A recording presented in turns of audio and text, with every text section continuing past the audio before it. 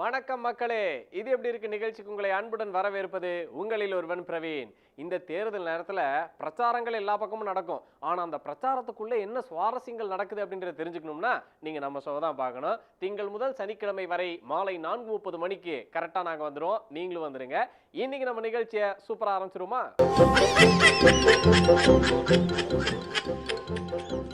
முதல்ல நம்ம இப்போ திருநெல்வேலிக்கு போறோம். அங்க சிஎம் கலந்துகிட்ட ஃபங்க்ஷன் ஒன்று நடந்துச்சுங்க. அந்த ஃபங்க்ஷன்ல மக்களோட மைண்ட் செட் எப்படி இருந்துச்சு அப்படின்னா, நீங்க அடுத்து ஆட்சிக்கு திரும்ப வந்து கொடுக்கறதெல்லாம் அப்புறம் கொடுங்க, இப்போ எங்களுக்கு தேவையானதை நாங்களே எடுத்துக்கிறோம் அப்படின்ற மைண்ட் செட்ல தான் இருந்தாங்க. பாருங்க. பெரியவரே, நீங்க பழத்தில் இருக்கிற மாடுலேஷனே சரியில்லை, நான் வேணா கத்தி தரவா? எதே கத்தியா? எங்களுக்கெல்லாம் கையை கத்தி விரலை வீச்சுறா, எப்படி பழத்தில் இருக்கிற பாரு. என்னடா இது நமக்கு வந்த சோதனை. இதுக்கப்புறம் கத்தி கேட்டா காரி திப்பிடுவாங்க, இழுத்துற வேண்டிதான்.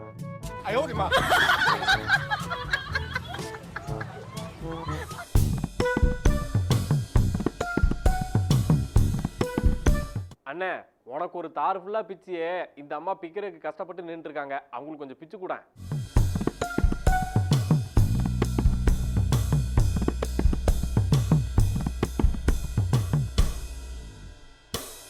சில நொடிகளுக்கு முன்னால கையே கத்தி விரலை வீச்சுன்னு ஒருத்தர் கிளம்பினார்ல, இங்க ஒரு அக்கா காலே கடப்பாரன் களத்துல இறங்கி இருக்கிறாங்க. பாருங்க.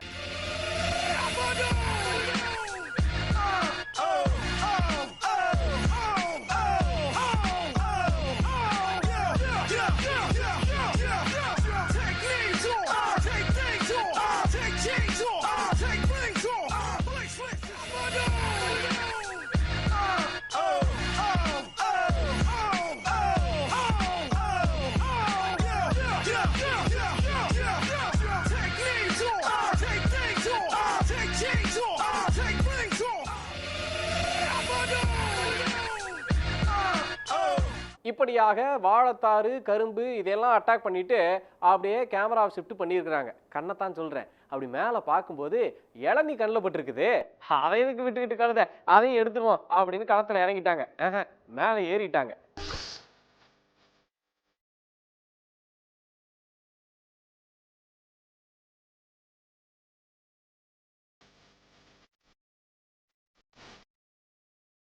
இதுல ரொம்ப தர்ம சங்கடம் யாருக்குன்னா போலீஸ்காரங்களுக்கு தான்.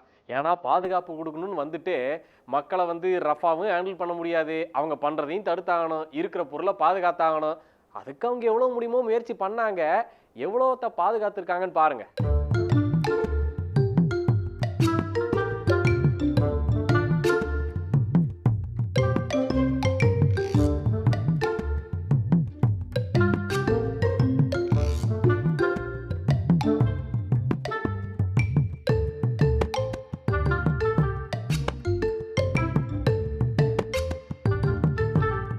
இந்த அலங்காரத்துக்கு மட்டும் வாய் இருந்துச்சுன்னு வைங்களேன், என்ன சொல்லியிருக்கும் தெரியுமா? எப்படி இருந்தனா இப்படி ஆயிட்டேன் அப்படின்னு சொல்லியிருக்கும். எப்படி இருந்தனா இப்படி ஆயிட்டேன், எப்படி இருந்தனா இப்படி ஆயிட்டேன்.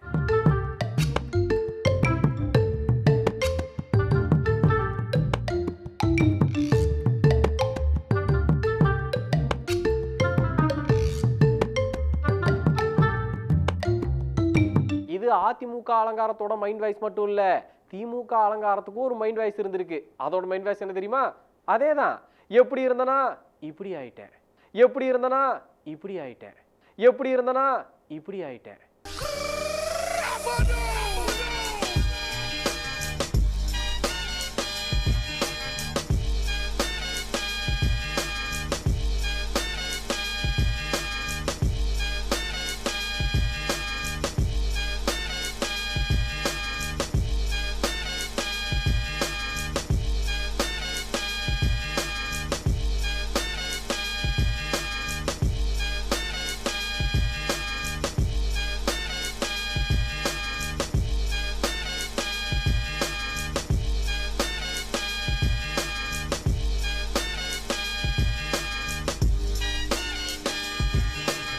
மக்களே, இப்போ நீங்க எல்லாரும் இன்னிசை மழையில நனைய தயாரா? ஜெயக்குமார் அண்ணன், ஸ்டார்ட் தி மியூசிக்.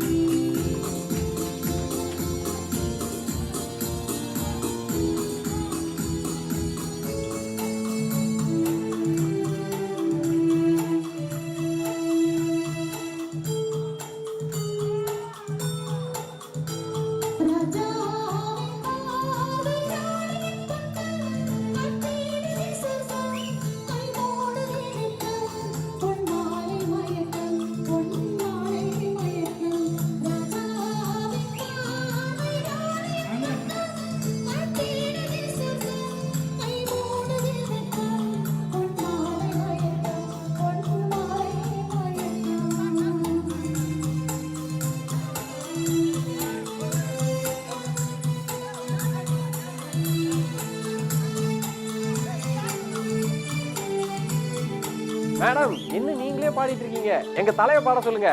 தலை பாடுங்க தலை.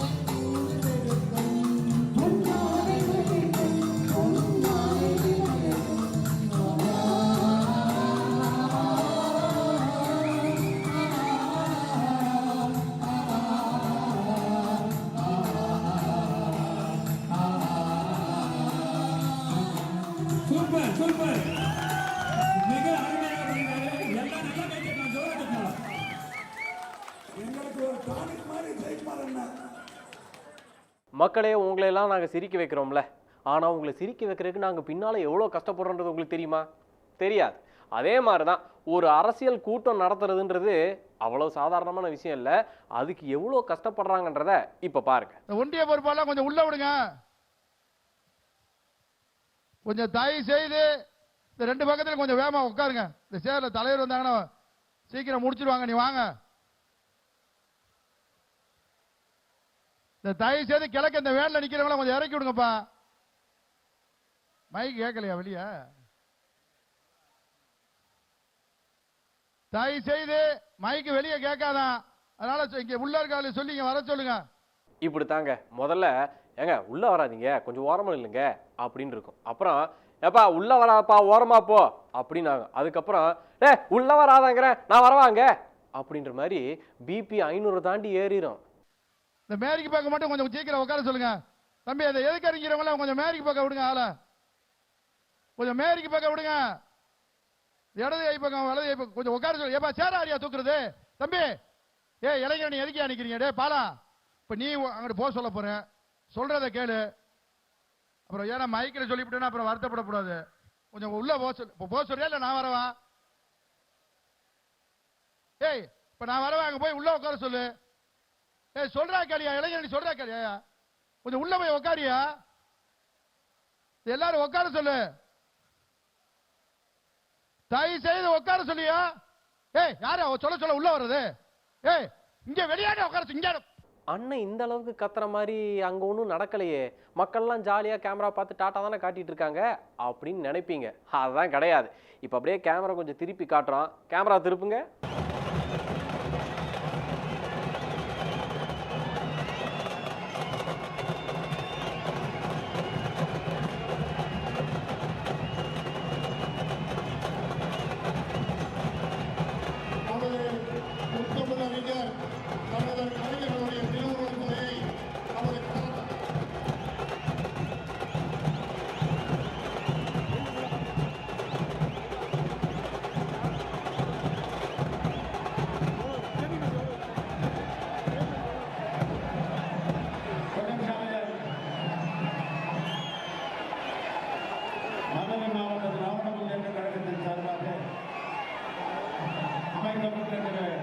பார்த்தீங்களா, இப்படித்தான் பிபி 500 தாண்டி போகும். ஆனால் போன பிபி அங்கேயே நின்றுமா? நிற்காது. திரும்ப நார்மலுக்கு இறங்கி வரும். சொல்லப்போனால் ரொம்பவே இறங்கிரும். எப்படி இறங்குதுன்னு பாருங்க. தயவு செய்து கொஞ்சம் எல்லாரும் மேரிக்கு பக்கம் உட்காருங்க. டேய்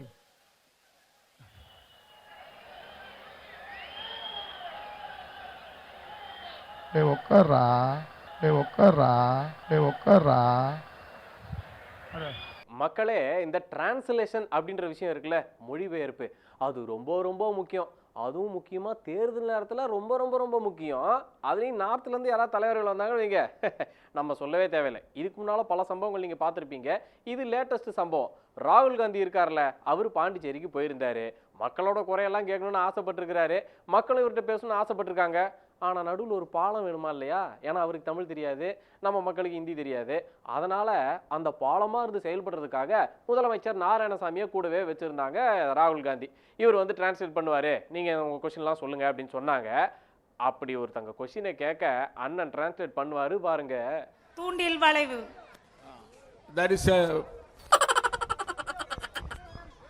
எங்களுக்கு தூண்டில் வளைவு வேணும் சார், டிரான்ஸ்ஃபர்.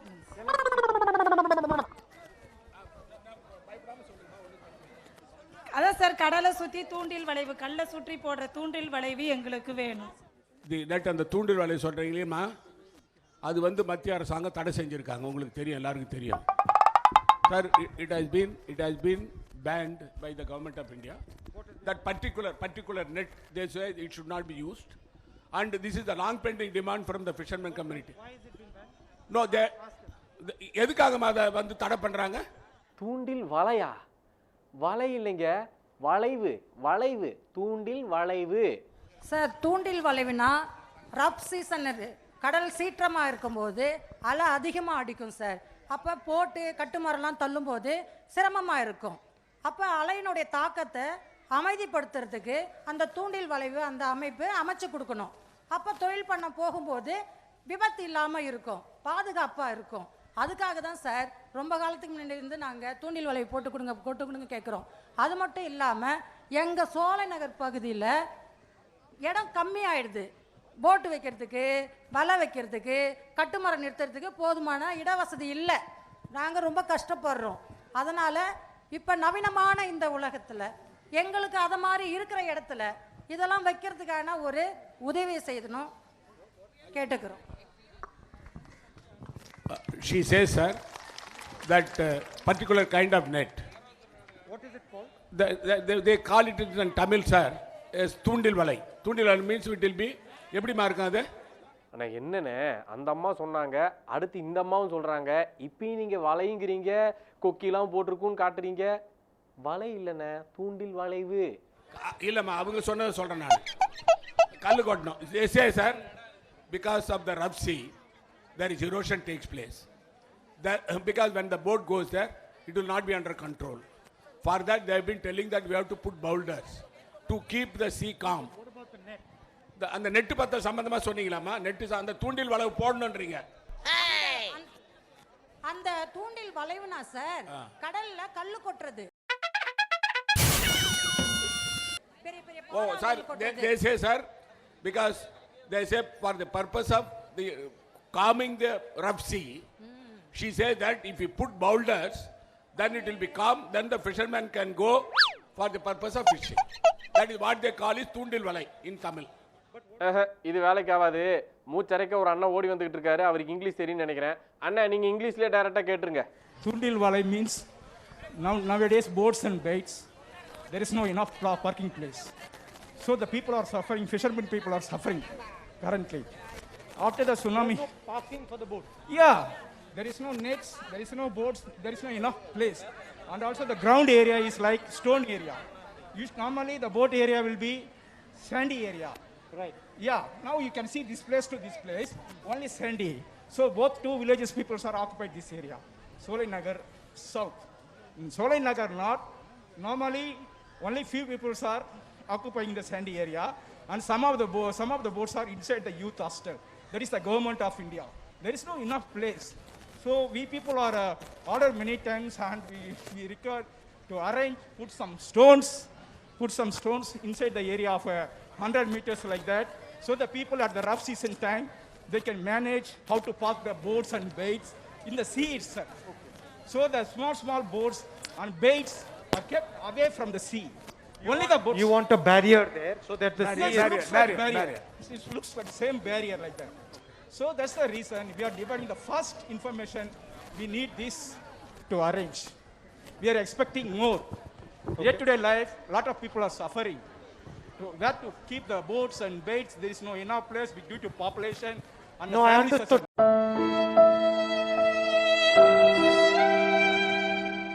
பாத்தீங்களா, இதுக்கு தான் டிரான்ஸ்லேஷன் எவ்வளோ முக்கியம்னு சொல்றது.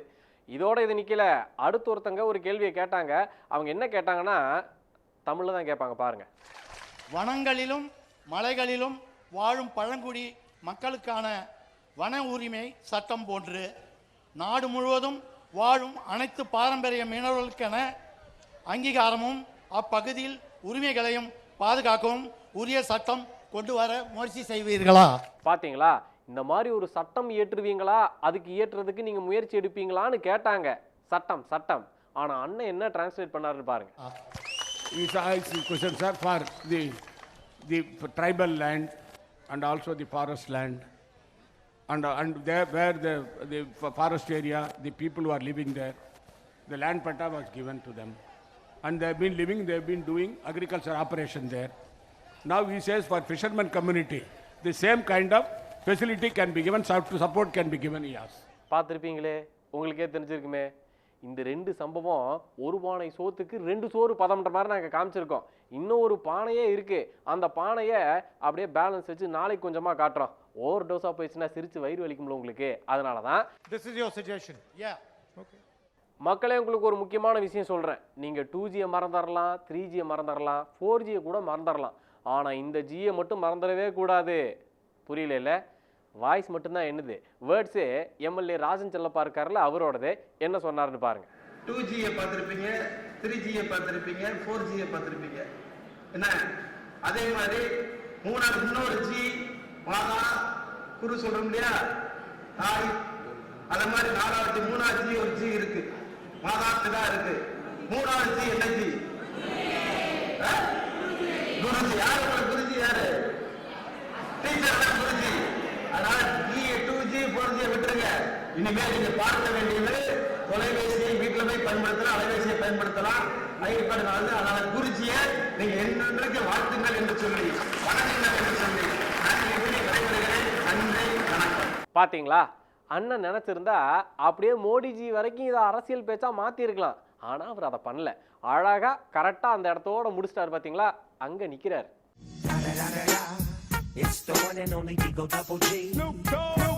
மக்களே, இப்போ நம்ம சிவகாசி பக்கம் போகிறோம். அங்கே சின்ன பசங்க இருக்காங்கல்ல, கொட்டு அடித்து ப்ராக்டிஸ் பண்ணிட்டு இருந்தாங்க. அதுவும் எப்படிப்பட்ட கொட்டு, கொரோனாவில் ஸ்கூல் லீவ் விட்டுருந்தாங்கல்ல, அந்த டைமில் இந்த பசங்களே தயாரித்த உருவாக்கின கொட்டு, அந்த கொட்டு அடித்து பயங்கரமாக ப்ராக்டிஸ் பண்ணிட்டு இருந்தாங்க.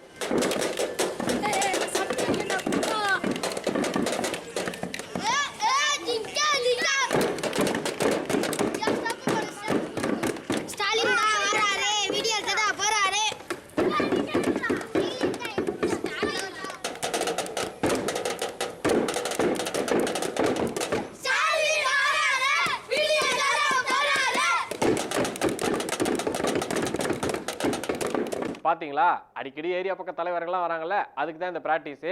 ஸ்டாலின் தான் வாராரு, விடியல் தர போறாருன்னு உற்சாகமாக ப்ராக்டிஸ் பண்ணிட்டு இருந்தாங்கல்ல. பட் அது ஒரு சின்ன ட்விஸ்ட்டு. ஏன்னா வந்தது ஸ்டாலின் கிடையாதுங்க, அமைச்சர் ராஜேந்திர பாலாஜி. பட் அது சின்ன பசங்களுக்கு தெரியாது இல்லையா, அவங்க ஏதோ ஒரு உற்சாகத்தில் ரெடி ஆகிட்டு இருந்தாங்க. அதனால அமைச்சர் ராஜேந்திர பாலாஜி கார் கிராஸ் ஆகும்போது இவங்க பாட்டு ஜாலியாக கைதட்டி என்ஜாய் பண்ணிக்கிட்டு இருந்தாங்க.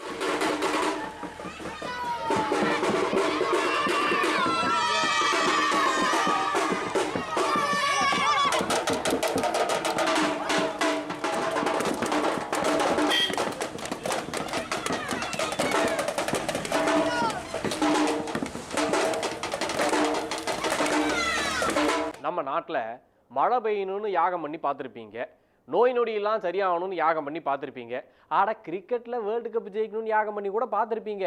ஆனால் இங்கே ஒருத்தர் என்ன யாகம் பண்ணுறாரு தெரியுமா?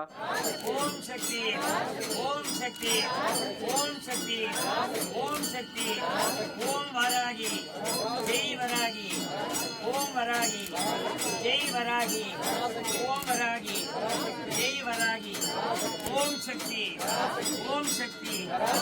அண்ணன் பார்த்தோன்னே புரியலையா, அதனால நீங்களே சொல்லிருங்க. மக்களே, இப்போ ஆத்தூர் எம்எல்ஏ உங்கள்கிட்ட பேசுவார். கடந்த 4 ஆண்டுகளாக தமிழ்நாட்டில் வெற்றிநடை போடுகிற ஆட்சி மறுபடியும் 2021 மிகப்பெரிய அளவில் பெரும்பான்மையான இடங்களில் வெற்றி பெற்று மீண்டும் அரியணை ஏற வேண்டும் என்று எடப்பாடியார் அண்ணா அவர்கள் ஏற வேண்டும் என்று இன்று யாகம் நடத்தி நாட்டு மக்கள் சுபிட்சமாக இந்த கடந்த 4 ஆண்டுகள் எந்த ஒரு பிரச்சனையெல்லாம் நல்லபடியாக இருக்கிறார்கள். மறுபடியும் இந்த ஆட்சி தொடர வேண்டும் என்பதற்காகவே செய்தோம்.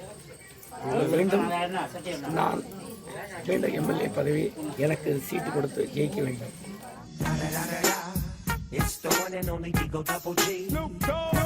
மக்களை, இன்னைக்கு நிகழ்ச்சி உங்களுக்கு எல்லாம் ரொம்ப பிடிச்சிருக்கும், சுவாரஸ்யமா இருந்திருக்கும் நாங்க நம்புறோம். இதே மாதிரி நாளைக்கு உங்களை சந்திக்கும் வரை உங்களிடமிருந்து விடைபெறுவது உங்களில் ஒருவன் பிரவீன்.